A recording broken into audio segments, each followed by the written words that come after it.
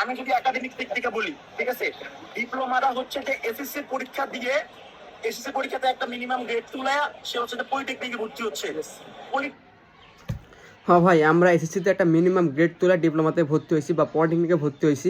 তোরা যে বলিস যে টেস্ট পরীক্ষাতে আমরা ফেল করে ডিপ্লোমাতে ভর্তি হয়েছি, তারপর হলো কি যে যাদের সায়েন্সের ব্যাকগ্রাউন্ড খুবই খারাপ, সায়েন্স ভালো জানা, তারা ডিপ্লোমাতে ভর্তি হয়েছে।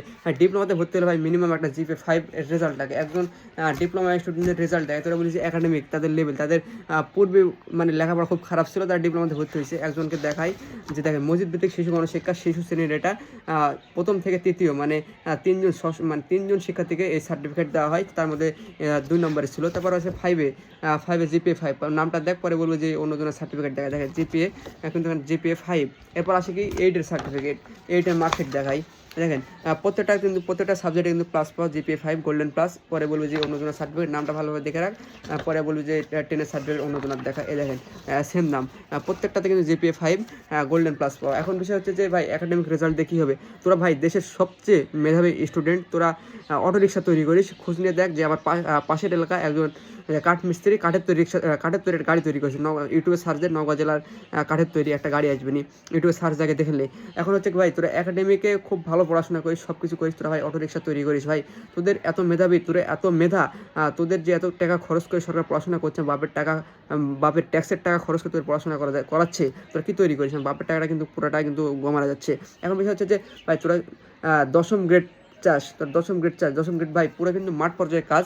যারা তোরা তো নিজেই বলিস আমরা টেকনিশিয়ান, আমরা দাবি করলাম আমরা টেকনিশিয়ান, আমরা মাঠ পর্যায়ে কাজ করি। ভাই মাঠ পর্যায়ে কাজ করতে ভাই শ্রম লাগে, শ্রম দিতে হয়। তোরা তো আন্দোলন করিস ছাতা নিয়ে, ভাই তোরা কীভাবে মাঠ পর্যায়ে শ্রম দিবি?